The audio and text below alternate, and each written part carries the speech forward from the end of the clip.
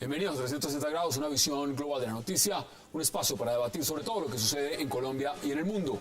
Y hoy 360 arranca hablando de un presunto nuevo caso de corrupción en la rama judicial colombiana que involucraría al magistrado del Consejo Superior de la Judicatura, Henry Villarraga, quien al parecer negociaba el traslado de un proceso de un coronel del ejército de la justicia ordinaria a la justicia militar. Noticias 1 reveló las controvertidas llamadas entre el magistrado Villarraga y el coronel Robinson Javier González del Río, quien está procesado por un falso positivo en el 2007. Villarraga ha dicho que no recibió dinero del militar, pero algunas grabaciones de la Fiscalía señalarían que habría podido recibir 400 millones de pesos. Hoy debate al caso Villarraga. Y también hoy hablaremos de lo que fue esa marcha, porque vimos marchar a estudiantes de especializaciones de clínicas, a médicos, a enfermeras y demás funcionarios del sector de la salud pidiendo modificar la recién aprobada reforma a la salud en el Senado. Los manifestantes reclamaron al gobierno cambios en las EPS que dicen se volverían peor de lo que son y ante todo críticas a la posibilidad de que clínicas y hospitales puedan formar a los nuevos especialistas. ¿Qué pasa con el sector de la salud? Vamos a debatirlo esta noche en 360 y no se muevan que ya en segundos le estamos dando la bienvenida a nuestros invitados.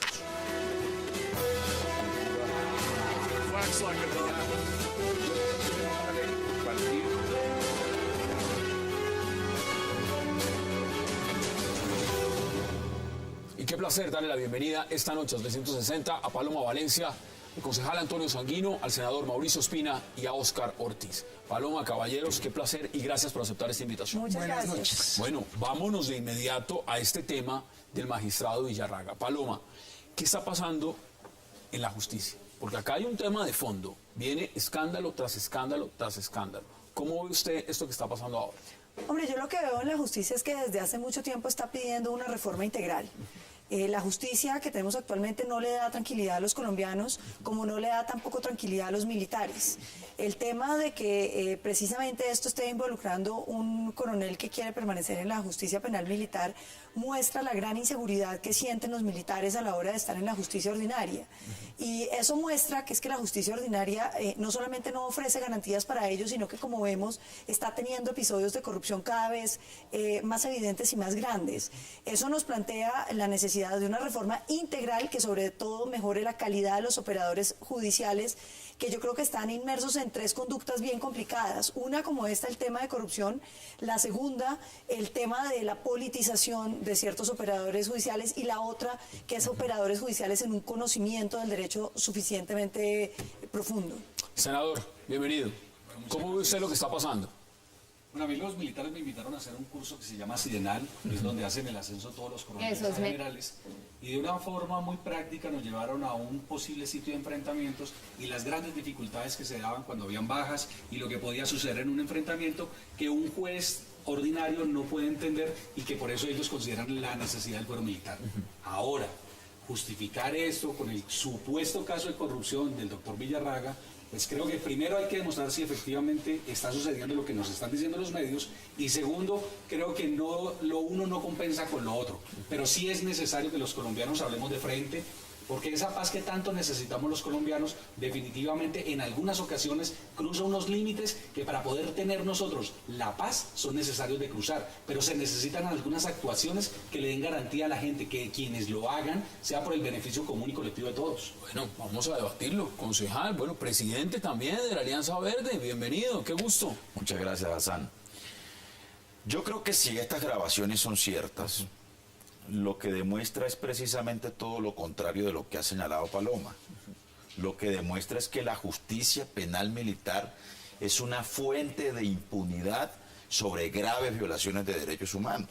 Porque aquí estamos hablando ni más ni menos de un oficial del ejército acusado de unos falsos positivos. Un coronel de un falso positivo que prefiere... Y para eso, supuestamente, según la grabación que hemos conocido, soborna o intenta sobornar o ofrece, digamos, unas dádivas a cambio de que su caso sea conocido por la justicia penal militar. Entonces, yo creo que esa grabación le cae muy mal al intento que tenía el gobierno de reformar la justicia penal militar y le da argumentos a la Corte que tumbó la ley que reformaba el procedimiento, ¿no? Sí, hay que verlo sí, pero esa dicen que se pronunció sobre el procedimiento para no pronunciarse sobre el tema de fondo. Pero yo creo que ahí tenemos un debate muy importante en relación con los delitos que se cometen por parte de miembros de la fuerza pública y la manera como son juzgados por la justicia penal militar. Y el otro debate que tenemos es el debate que ha planteado Paloma, en la que yo me pongo de acuerdo con ella, en el sentido de que este país está en deuda de hacer una reforma a la justicia. Una reforma que fracasó. El presidente está diciendo hoy, y Oscar lo dijo el presidente, que es necesaria esa reforma a la justicia. La pregunta es, bueno, ¿y no hicieron una? ¿Qué es para? Bueno, aquí de lo que estamos hablando no es solamente de una crisis en la justicia, porque la corrupción siempre es grave. Si es en la justicia, pues es más grave, pero si es en las cúpulas de la justicia, pues es gravísimo, porque se van quedando sin resortes la sociedad para saber a dónde acudir, sobre quién tiene la última palabra, sobre quién dice que es lo correcto, que la aplicación de la ley. Los hechos por los cuales se investigan a este coronel son supremamente graves. ¿No? Es que por eso es un falso positivo. Digamos, lo que se conoce como los falsos positivos, que son unos crímenes terribles en Neira Caldas. No es cualquier crimen. Digamos, a todas luces es una conducta supremamente grave que mancha el honor militar, y la de Villarraga mancha el honor de la justicia y del Estado colombiano. Es una crisis de ética y del derecho terrible. Y que salga el presidente otra vez a decir que era que es muy urgente la reforma a la justicia, cuando ya vimos cuál era la verdadera intención de este gobierno con las otras cúpulas en el pasado acto legislativo, donde se confabularon justamente para buscar resucitar unas canonjías, unos privilegios que otra vez tenían que ver con la justicia precisamente. Era matar la pérdida de investidura para los congresistas, era casi impedir la posibilidad que se les investigara y juzgara penalmente, a cambio de que las cúpulas de la justicia se les alargara el periodo y todos fueran hinchas de la reelección presidencial de Santos. Lo dramático de lo que usted está contando, pero escuchemos los audios, porque Noticias 1 revela unos audios. Escuchemos los audios. Me reconfirma porque definitivamente se va a cambiar el miércoles la tesis, hermano. Es decir, no, lo que tanto hemos luchado, ya a partir del miércoles salen. Ah, listo, todo. Mira, un favorcito, es que viene el amigo de nosotros, el que nos está ayudando con el caso, el amigo, Villa. Viene y vaya a la guardia para que no van a registrar nada, si me dan de pronto con alguien que ahí lo recoja. ¿Y el nombre? No, quien está colaborando con el consejo. Por eso, pero es que para ir a mandarlo a recoger allá, Villarraga. Bueno. Ok, pero buenas tardes. Coronel con Fernando Villarraga. Ah, hombre, ¿cómo está? ¿En el club militar, en sentido sur-norte? Sí. Bueno, yo llevo ya, pero que no van a registrar, ¿no, coronel? Ah, no, yo ya llevamos poquito de entrar. Magistrado Villarraga dice que él no recibió un peso. Que los medios, además, en esta medida, se han prácticamente inventado la cifra de 400 millones de pesos, porque no dice 400 millones, dice 400. Y que además él responderá ante las instancias judiciales. No quiso asistir tampoco a una sesión extraordinaria citada justamente por el Consejo de la Judicatura para tratar este tema. Pero ¿sabe qué es lo más grave de todo esto? Estamos hablando no de cualquier militar, estamos hablando de un general de la República, general Rito Alejo del Río, que está comprobado en la grabación que está hablando con un coronel, ¿no? Bueno. Pero además lo otro grave es que quien conoce de la conducta de Villarraga es la Comisión de Acusaciones de la Cámara de Representantes, que todos conocemos como la Comisión de Absoluciones, ¿no? Entonces realmente estamos frente a un problema estructural. Pero entonces, ¿qué hay que hacer, por ejemplo, en su opinión, concejal? Digamos, el presidente Santos ha dicho hoy, hay que acabar con el Consejo de la Judicatura. Hay que acabar. Hay que acabar. Eso es una pero hay que acabarlo, y hay que generar unos mecanismos de juzgamiento para los magistrados y unos controles disciplinarios para toda la rama judicial serios, porque la verdad es que no los tienen. Hoy en día un magistrado de la Corte Suprema, si lo llegara a encontrar culpable y hubiera mérito para abrirle una investigación en la comisión de acusaciones, pasa a que lo juzgue la misma Corte Suprema de Justicia. Por supuesto, ahí no hay ningún tipo de justicia. Pero a mí lo que me parece grave de este caso es que se utilice para hablar mal de la justicia penal militar. Porque es que lo que está mostrando aquí es una falla de la justicia ordinaria. Entre otras, concejal, me permito decirle, en la justicia ordinaria han sido condenados creo que 3 militares. Sin embargo, están presos, están procesados 16.000 militares colombianos, con un índice de mayor número de presos militares que incluso guerrilleros y paramilitares sumados, en unas situaciones que están desincentivando la fuerza pública. Yo creo que Colombia, si está en medio de este conflicto, no puede sino darle unas ciertas garantías a quienes portan las armas en nombre de la República. Y eso significa que no es que estamos dándoles impunidad, significa que les demos unas garantías con las que ellos se sientan seguros y tranquilos. Pero usted pone un elemento clave y se lo quiero preguntar también, senador, y es el siguiente. Este magistrado es un magistrado de justicia civil. Esto no es penal militar. Ahora, Paloma lo plantea también en una perspectiva. Es que aquí tenemos recientemente el caso del cartel de los jueces en Palo Quemado. Tenemos testigos falsos en la fiscalía. Tenemos el carrusel de pensiones con magistrados. Si uno lo mira estructuralmente... Y eso súmele las ONGs demandando a los militares para demandar al Estado, ¿no? Entonces pongámoslo en un marco mayor. Esto no es cualquier cosa. Lo que estamos viendo acá es clientelismo. Es oferta, además, de manejar a través de sentencias politización de fallos. Si esto lo vemos, muchos dicen hay que hacer una reforma. Usted está en el Congreso. ¿Esa reforma se puede hacer por vía legislativa o eso es por vía de una constituyente? Yo creo que hay dos cosas allí. Lo primero es que hay que reconocer que cuando llegó el gobierno de Uribe hubo un gran crecimiento de nuestras fuerzas militares cuando pasamos de los soldados regulares a los soldados profesionales. Y ese crecimiento de la fuerza no pudo tener inmediatamente crecimiento de oficiales, porque los oficiales se demoran en formar 5 años. Toda esta cantidad de hombres con armas y con todo un país asusando o necesitando o pidiendo radicalización en el conflicto en los años 2002, llevó a que hubiera una cantidad de excesos que llegaron a todas estas situaciones que llamamos falsos positivos.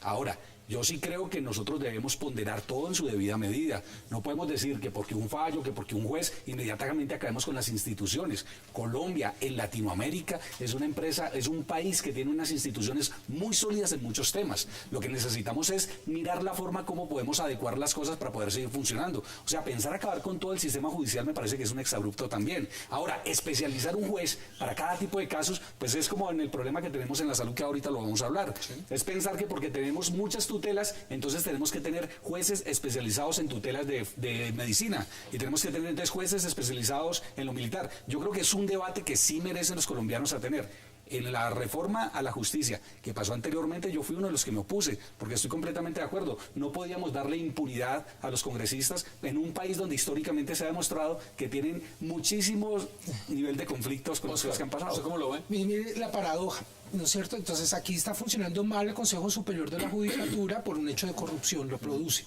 No, el órgano que lo debe controlar es el Congreso vía la Cámara, la Comisión de Acusaciones o de Absoluciones. Entonces, como no funciona, empezamos a decir, hay que acabarla. Y la Procuraduría, que está funcionando en medio de este mar de impunidad frente a tantas irregularidades, no solo de la justicia, sino, digamos, generalizada, empieza a producir hechos y entonces hay personas que salen que hay que decir que hay que acabar con la Procuraduría porque se atreve a sancionar a servidores públicos de elección popular. Entonces, cuando funcionan, también se propone que se acabe. Entonces, va el absurdo de tipo de facilismos y creo que no necesariamente la solución consiste en acabar las instituciones. Están pidiendo que en la Procuraduría, y eso es prácticamente otro tema, pero están pidiendo en la Procuraduría que acaben con ese poder del procurador, sí, quien le dieron aval a Samuel Moreno. Eso es bien curioso. Sí, pero justo es que eso es lo paradójico. Mucha tiempo de impunidad y cuando la sanción disciplinaria, que es una sanción, digamos, de naturaleza laboral, consiste en suspender a una persona, echarla, por ponerlo en términos sencillos. ¿Usted sí cree que este Congreso, o el que venga, está capacitado para hacer una reforma a la justicia? Pues, ¿O debería ser un tema de una constituyente? Yo creo que este caso de Villarraga pone otra vez los ojos frente a la opinión pública en relación con la responsabilidad del Congreso en particular. Y yo creo que si este caso, donde son tan elocuentes los elementos de juicio que tiene en su mano la Fiscalía, que ya se la remitió porque no es solamente un hallazgo, no es un hallazgo periodístico, es un hallazgo de la propia Fiscalía y que ya está remitido, que lo conocemos los ciudadanos, va a ejercer una presión importante y estamos cerca del momento electoral. Eso va a hacer que haya una expectativa y está el antecedente de la reforma a la justicia y lo mismo el acto legislativo 1 en el cual mataban la posibilidad de los impedimentos. Quiero que redondeemos este tema en menos de 2 minutos. Deme sus conclusiones, concejal, frente a lo que esto significa, y también se lo pregunto. ¿Usted sí confía, después de lo que vimos desafortunadamente con el tema de la reforma a la justicia, que tuvo que salir el presidente a última hora a decir hay que hundir eso, del adefesio que sacaron, que esto pueda llegar a una reforma por vía del Congreso, o esto tiene que ser a través de una constituyente? Es que igual una constituyente también será de origen popular. También habrá que elegirse los constituyentes, como hay que elegir el Congreso el próximo 9 de marzo. Yo incluso creo que el próximo Congreso es un Congreso con carácter constituyente. Si avanza, como queremos muchos, un proceso de paz y se firma un acuerdo de paz, el próximo Congreso tendrá que construir la arquitectura institucional del posconflicto. Y además tendrá que reformar, asumir la tarea de reforma de asuntos tan cruciales como es una reforma a la justicia. Me parecería innecesario, ¿no?, convocar una constituyente para quitarle o para limitarle competencias a un Congreso que puede tener una naturaleza constituyente, pero que además va a tener unas bancadas que de lejos van a elevar la calidad del debate público. Ahí hay, y no lo digo porque aquí hay una que le va a tocar ahora, pero va a estar el presidente Uribe, va a estar Jorge Robledo encabezando la lista del Polo, va a estar Horacio Serpa encabezando la lista del Partido Liberal. Es decir, vamos a tener unas bancadas políticas haciendo debate público por encima de las mermeladas, ¿no?, y de las pequeñeces en las que a veces termina atrapado el Congreso. Ahí está clara su posición. Paloma, concluye usted este debate. Yo estoy de acuerdo totalmente. Yo creo que el Congreso que se nos viene para el próximo periodo va a ser un Congreso ejemplar, va a ser un Congreso profundamente ideológico que le va a devolver a los colombianos la posibilidad de que los grandes temas se traten en el Congreso. Considero además que este caso muestra la urgencia de una justicia penal militar seria y de resolver el estatus jurídico de los militares injustamente detenidos. Usted no puede decir que hay 16.000 procesos en contra de militares, y yo me atrevo a decir una cosa, es que los falsos positivos los han embarcado en 3 cosas distintas.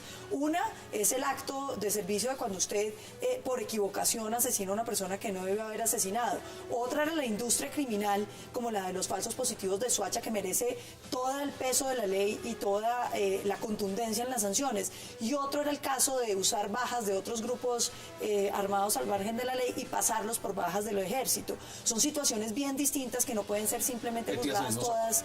Pero usted me permite una pregunta para la doctora Paloma. Láncela porque tengo que ir a la pausa. ¿Por qué cree usted que ofrece 400 el coronel para que le manden su proceso a la justicia penal militar? La justicia ordinaria está dejando a los militares presos sin resolverles durante 10 años la situación jurídica. En ningún caso lo justificaría. En ningún caso... Yo creo que por algo será. Bueno, ahí está. Claro, porque no hay que ver confían en la justicia ordinaria. qué dice también el magistrado Villarraga. Vamos a la pausa, porque regreso en 360 vamos a hablar de otro tema muy puntual, de una reforma que está en ambulancia en el Congreso y por la cual médicos salieron hoy en día en Colombia a protestar a la calle. Ya regresamos.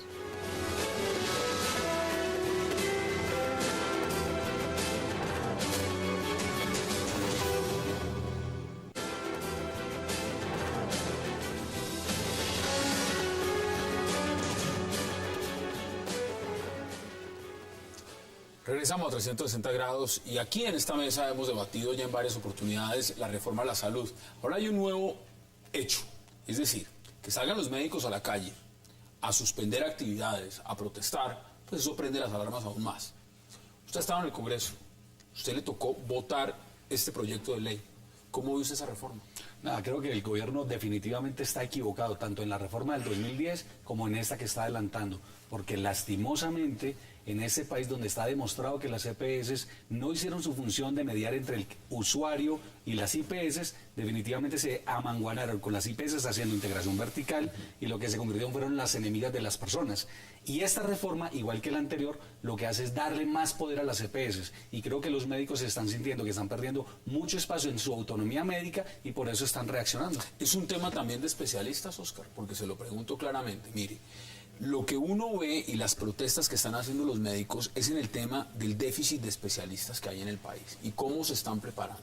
Si es a través de las universidades o si esto debe ser a través de las clínicas y hospitales. ¿Cómo ve usted ese punto? Es un punto relativamente nuevo dentro del debate del proyecto de ley de reforma a la salud que inquieta mucho a los profesionales y a los estudiantes sobre la formación. Se han ido acabando los hospitales universitarios y en este proyecto se está proponiendo que pasen a ser de la formación de las EPS prácticamente y desde luego como son percibidas como unos intermediarios financieros, pues se entendería y se sospecharía, y eso ha generado la movilización de pasar de las ruanas a las batas blancas de hoy, en el sentido de que seguramente ese tipo de interés no sea el más adecuado para formar los futuros especialistas, tanto por el acceso como por la calidad de la educación de los médicos especialistas. Y se habla de un cartel de especialistas quienes son críticos de esa... Sí, y el antecedente también no es que estemos muy bien. De hecho, no hay muchos médicos especializados que hayan accedido a las residencias. Hay muchas de ellas que son supremamente cerradas, que son como unos clubes, y entonces, independientemente de que al parecer son de buena calidad, sí efectivamente hasta ahora son cerradas e insuficientes en número, pero probablemente este mecanismo no sea el más adecuado. Quisiera decir algo más. En general, con el tema de las reformas a la salud, recordemos que como a finales del año 2009 y comienzos del 2010, mediante el trámite extraordinario de una emergencia social en salud, se expidieron una cantidad de decretos de rango legislativo que tocaron muchos de estos temas, y como al calor de esas normas nuevas hubo también una movilización enorme en contra de por todo lo que se toque en salud. ¿Qué le agrega? Incluso en Estados Unidos es problemático. Lo que pasa es que antes había subsidio a la oferta, llegaban los recursos a los hospitales públicos y allí existían unas universidades que eran de las mejores en Latinoamérica en investigación y que formaban muy bien a la gente. Después de la ley 100 pasamos a subsidio a la demanda. Inmediatamente se le quitaron los recursos a los hospitales, no hubo la capacidad de formar más gente y ahora, después de que esos hospitales tuvieron que sacrificarse mientras las empresas privadas hacían barreras de acceso para tener ganancias, entonces se quiere decir de que ya los hospitales públicos no sirven y que ahorita hay que entregarle la educación a los privados, que son los que más han sido corruptos en todo el sistema. No podemos ser totalitarios, no son todas las EPS, pero definitivamente sí son las más grandes que están en el país, que una sola tiene investigaciones por 3 billones de pesos y todavía no encontramos la solución para ellas. Pero yo sí quisiera agregarle una cosa. A mí lo que me parece grave del tema de la salud es que ni siquiera es un tema legislativo, es un tema de que estamos hablando de corrupción de las EPS, en no pagarle a las IPS y en exprimir el negocio de tal manera que desmejoran la calidad de la salud de los colombianos para obtener ganancias. ¿Y usted ve esta reforma cambiando ese esquema? No, eso no lo cambia, porque todo lo contrario le están dejando la integración vertical y le están dejando además la formación de los médicos, que era lo que ellos querían. Ellos quieren integrarse verticalmente, hacer los médicos que ellos quieren para decirles que solo receten acetaminofén y solucionar el problema de las ganancias. El problema es mucho más estructural. El problema significa que hay que prohibir la integración vertical totalmente y hay que limitar la cantidad de ganancias que pueden obtener las empresas privadas del sector salud. Yo creo que hay negocios que tienen una función social. Este es uno de esos. Hay negocios donde usted puede mejorar y dañar el servicio y la gente verá, pero cuando se trata de servicios públicos esenciales como la salud, usted tiene que Hoy las pancartas de muchos médicos en la calle, ya le doy la palabra al concejal, decían lo siguiente: nosotros queremos atender pacientes, no clientes. Ese es uno de los mensajes que han mandado. Le doy la palabra porque también quiero que veamos declaraciones del ministro. Sí, yo creo que digamos aquí hay un asunto estructural que se deriva de la ley 100. Digamos, la ley 100 le otorgó un poder inmenso a las EPS. Y de allí se deriva la corrupción que invadieron a las EPS y que hicieron agua el sistema, ¿no? Segundo, el concepto, o mejor, la lógica del mercado que incorporó la ley 100 en un servicio esencial y en un derecho de los ciudadanos, que es el derecho a la salud. Y entonces cambiamos los pacientes por los clientes, como lo dicen las tema de cobertura, pero no de calidad. Esta reforma, este es otro asunto, este es otro tema pendiente, esta es otra materia perdida por este gobierno, ¿no? Pero junto con el de justicia, ahora el de salud. Y seguramente esto va a ser fuente de conflicto y de debate público, con la dimensión con que hemos conocido los conflictos y las movilizaciones en el último Acá hay un tiempo. tema clave porque el ministro ha dicho que en caso de que esto llegue a convertirse en un problema, Porque la orden presidencial es hundirla. Y si es hundirla, vamos a terminar viendo lo mismo que pasó con la reforma a la justicia. Esto no es cualquier cosa para un gobierno que ha prometido tantas reformas. Porque fíjese usted que esta reforma no resuelve los problemas que pretende resolver. Ninguno. La que está pendiente es la reforma de gobierno. No pone en cintura las EPS, les cambia el nombre, ¿sí? Mantiene la integración vertical, no resuelve el problema de la formación de los especialistas, no resuelve el problema de la crisis de los hospitales públicos y de las grandes deudas. Con eso que usted me dice, lo que anticipa realmente, entonces que esto se va a hundir. O esto no tiene, o esto no tiene. A lo mejor se vería que se hundiese y que el Congreso pueda examinar un proyecto de ley que ojalá sea el resultado de un gran pacto social y político de la sociedad colombiana alrededor de Veamos declaraciones, porque es importante verlo en contextos también. Veamos las declaraciones del ministro. 5 mitos de la reforma, 5 cosas que se están diciendo que no son, rápidamente. Empiezo por el primero. Se ha dicho de manera equivocada en los medios de comunicación desde hace 2 semanas que nosotros queremos ponerle un tope a los salarios de médicos y especialistas. Eso es completamente falso. Nunca estuvo concebido así en el proyecto. Se ha dicho que queremos en esta ley, que es una ley ordinaria, acabar con la tutela. Y es que no queremos que la tutela se necesite para acceder a servicios de salud. El enfermo crónico que necesita una tutela cada mes para recibir sus medicamentos, no queremos que eso pase. Queremos que la reforma corrija de manera definitiva esa cuestión. Se ha dicho también que vamos a limitar el plan de beneficios, que el plan de beneficios, lo que reciben los colombianos va a ser más pequeño. Esto es, vamos a tener un plan de beneficios más amplio que incluye necesariamente la suma del POS actual y la suma del no POS, que es lo que vamos a llamar mi plan. Se ha dicho que queremos darle mucho más poder a las EPS, no sé de dónde sale eso. El Estado va a tener un control estricto sobre todos los recursos, sobre los flujos de información y los flujos de dinero. Y han dicho también que queremos acabar los hospitales públicos. En ningún momento la reforma dice eso. El gobierno va a entrar a reconocer parte de esas obligaciones para que de una vez por todas y ojalá para siempre tengamos unos hospitales públicos saneados. Esas son las declaraciones del señor ministro. Hassan, mira, muy fácil.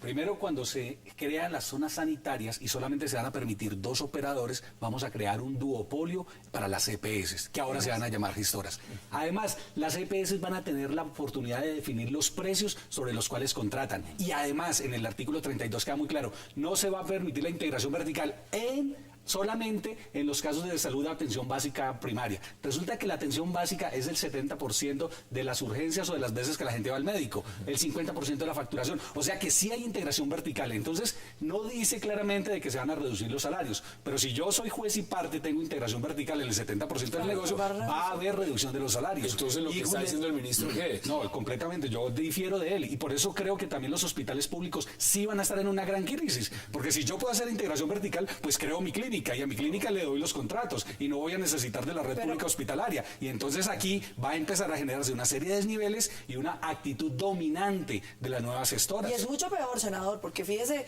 una cosa, cuando dicen que es que el gobierno va a controlar en salud mía los recursos, uno se esperaría que es que las EPS pagan y ellos les pagan rápido a la IPS. No, se la devuelven a la EPS, que la va a guardar quién sabe hasta cuándo, para que le pague a la IPS cuando bien le parezca, con un agravante, y es que los recursos ya pierden la naturaleza pública que iban a tener, vuelven y se vuelven privados y usted ya no los puede terminan perseguir. En canchas de golf. Exacto, pero mucho más grave me parece a mí que le dicen a las clínicas, le dicen a las EPS que tienen que vender las clínicas que construyeron, ¿no?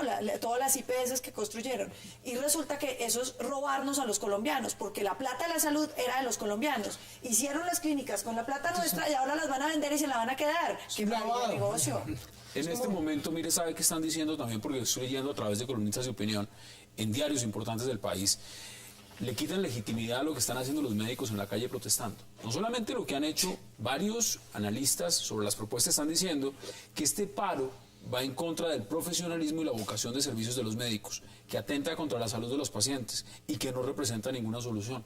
Le agrega además que los medios de comunicación lo que están es tergiversando la historia de lo que es la reforma, que no la han leído, y que esta gente está en la calle seguramente es por cualquier razón, menos por un tema fundamental de la salud. El tal paro de salud no existe. ¿A dónde estamos llegando entonces? Pues incluso que les están impidiendo el derecho fundamental a expresarse, a reunirse, etcétera, y muchas EPS estaban prohibiéndole, no solo opinando en contra y macartizando a los médicos, sino impidiendo que asistieran a las marchas. Y eso es claramente una expresión del temor a que efectivamente los médicos se unan y se organicen para que estos estímulos que están contenidos como una expectativa en este proyecto de ley aquí hemos debatido la reforma a fondo, antes de que en el Senado decidieran aprobar. Yo lanzo la pregunta. Esto va inmediatamente, como se ve por lo que está pasando y por lo que cuentan los analistas de ustedes en esta mesa, que eso no tiene futuro. La pregunta es, y ya lo lanzó hoy el señor ministro de Salud diciendo, si el presidente, y vuelvo a ser enfático en eso, si el presidente dice, si esto empieza a deformarse, pues es mejor hundirla. ¿A cuánto estamos de que acaben sesiones en el Congreso? No, más o menos un mes, menos de un mes. ¿En un mes alcanzan a aprobarla? No, definitivamente no. No alcanzan, no dan los tiempos. A menos que tengan un mensaje de urgencia. Pues ya lo tiene, la mandaron en ambulancia. No. Hundan esta, manden mensaje de urgencia para la próxima, junten comisiones séptimas de Cámara y Senado y una plenaria de Senado y Cámara. Pero definitivamente es que el problema no es ese, el problema no es discutir, el problema es que no se han dado la posibilidad de pensar un modelo diferente sin las EPS o un modelo donde definitivamente el papel predominante no esté en los más corruptos del sistema. Además, no hemos hablado ni siquiera de los medicamentos. Colombia es el país de los medicamentos más altos en el mundo. $150 vale la ciprofloxacina y en la India se consiguen 50 centavos de dólar. Mientras nosotros no solucionemos ese tipo de problemas, no vamos a poder. ¿Se han logrado bajar? ¿Le da usted por lo menos ese crédito al ministro cuando dice hemos logrado bajar el precio en algunos medicamentos? Los recobros del sistema en ese momento están rondando los 120.000, 150.000 millones de pesos al mes. Y se supone que desde el 2010, cuando el ministro Santamaría estaba de ministro de Salud, se iba a solucionar y no se ha solucionado. Solamente se han regulado 189 medicamentos de 14.000 que tenemos los colombianos. Eso es absolutamente. Yo les quiero recordar también un tema, ¿no? Esta reforma el pobre ministro sufrió mucho en el Congreso para que se la votaran. Por el tema de impedimentos, muchos no querían ni siquiera salir a votar hasta que llegó pues el tema de lo que todos sabemos, del incremento salarial. Sobre eso hay que tener cuidado, porque entonces cuando todo el mundo estaba pendiente sobre un tema tan delicado como el tema de la salud y empieza a operar de manera el mecanismo de los conflictos de intereses, entonces dicen, ve ese mecanismo cómo estorba para legislar. Entonces otra vez, ¿no es cierto? Así como con la Procuraduría, cuando empieza a funcionar, mejor quitémosla. Acá entonces no, ese conflicto de intereses sí que estorba para legislar sobre la salud. Apareció la prima. Hassan, pero además otra cosa. Apareció la prima. La prima, llegó en un momento. Una cosa, y ruegue porque después de todo ese trámite legislativo, la Comisión de Conciliación de Senado y Cámara no sea la misma de la reforma de la justicia. No, Dios nos ampare. Mire, vamos a la pausa en 360 y ya regresamos para seguir debatiendo sobre este tema que tiene que ver con la coyuntura política en Colombia. Ya regresamos.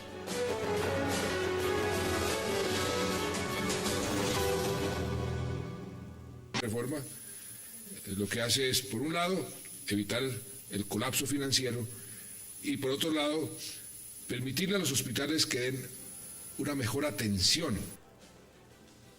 Esas son las declaraciones del señor presidente, por supuesto que está impulsando esta reforma. Quiero que empecemos a redondear. Quiero aprovechar que está aquí también el concejal Sanguino, presidente, copresidente de la Alianza Verde, para preguntarle unas cosas.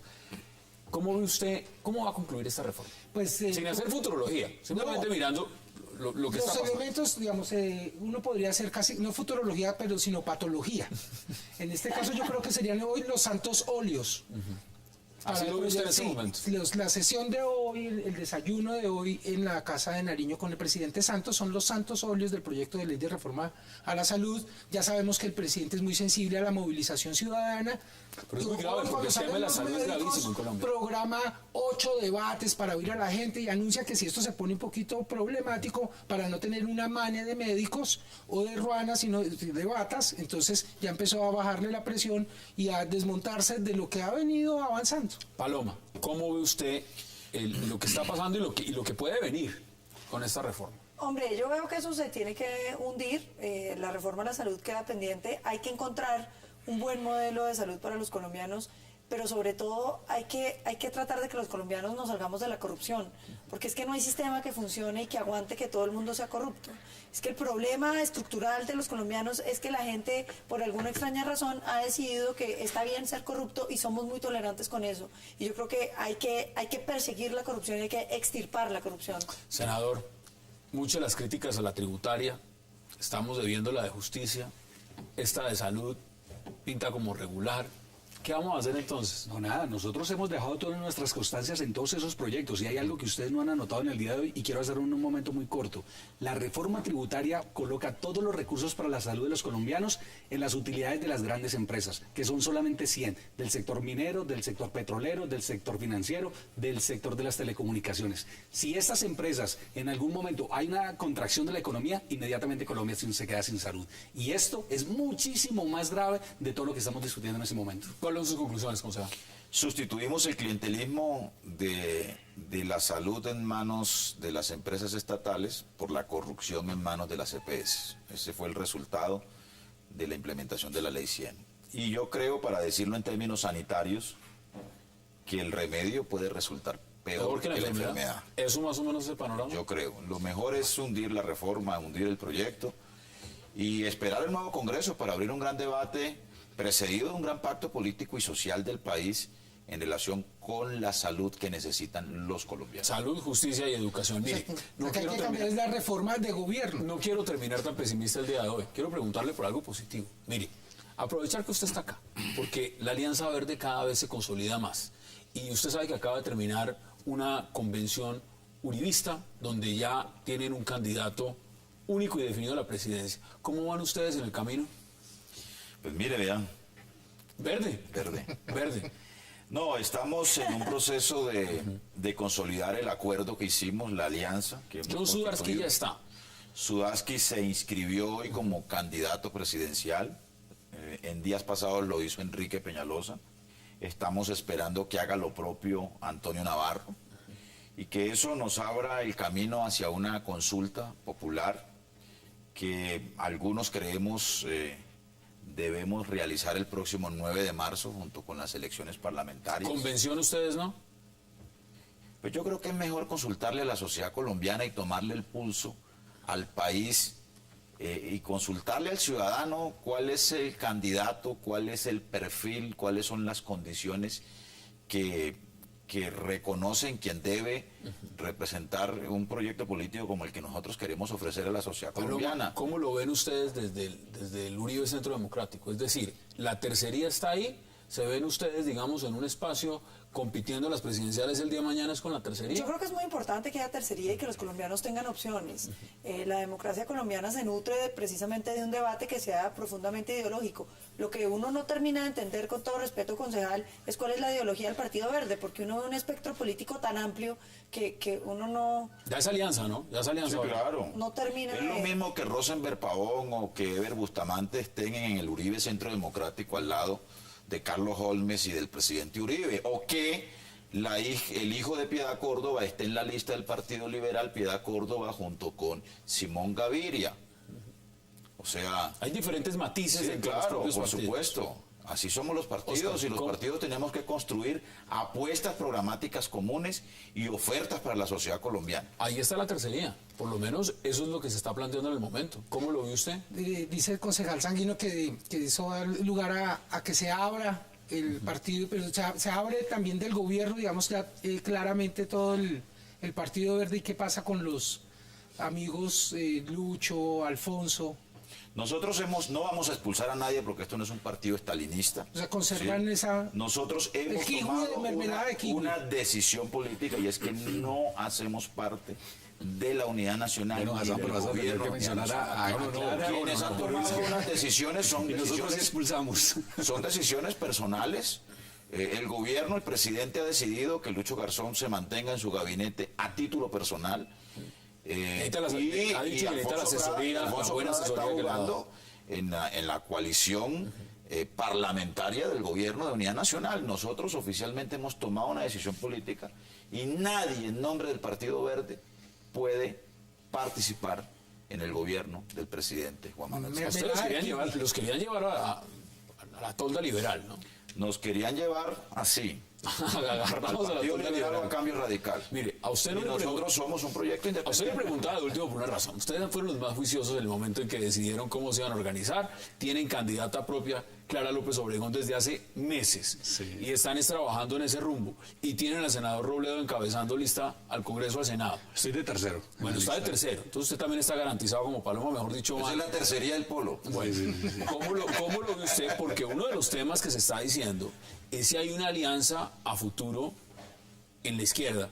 Y una alianza podría ser claramente con los verdes, donde está Navarro y están los progresistas a quienes ustedes pero ¿y si queda Peñalosa? fueron sacando. Bueno, ¿qué me dice usted? A mí me parece primero que nosotros estamos saliendo de una gran crisis en el partido y hay que reconocerlo, pero ya estamos consolidando nuestra unidad de pensamiento y eso es muy importante para los colombianos. Ahora, lo mejor para Colombia es que hay de todos los espectros en la política y que vamos a poderle hacer una campaña a Juan Manuel Santos en su escenario y le vamos a disputar los espacios de poder y creo que gana Colombia. ¿Usted haría una alianza acá? A mí me parece muchas de las cosas que dijo Paloma hoy me dejaron realmente conmovido porque coincido con ella en muchos temas. ¿Sabe por qué? ¿Sabe por qué? Porque en el 2014 la fuerza política más grande va a ser el anti-Juan Manuelismo. ¿Usted cree ese elemento? Sí. Bueno, ahora, yo le digo al senador Ospina que tenga cuidado porque de pronto Paloma lo acusa de incoherente ideológicamente. Mire, por coincidir con ella. Yo no acuso a nadie. Yo le pregunto cuál es que es la ideología de los verdes con todo respeto porque no sé cómo es que le quiero contestar lo siguiente. A mí no me parece relevante las definiciones ideológicas en un mundo y en la controversia política como el que estamos viviendo en el presente. Yo creo que lo importante es que nos pongamos de acuerdo sobre unos elementos de programa que ofrezca soluciones a la sociedad colombiana. Claro, pero es que eso la política no es el que la pregunta es el cómo. Digamos, pues sí, las ideologías que conoce el mundo es la ideología de la izquierda y de la derecha. Yo creo que son insuficientes, ¿no? Para construir ofertas. Esas son las posiciones y por lo menos lo que promete es una muy buena campaña electoral. Óscar Ortiz, como siempre, un verdadero placer. Muchas gracias. Paloma Valencia, gracias por aceptar la invitación.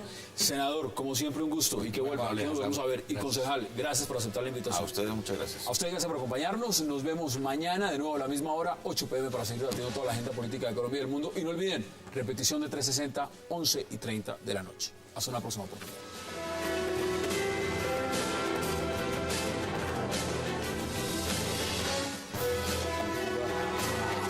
Like a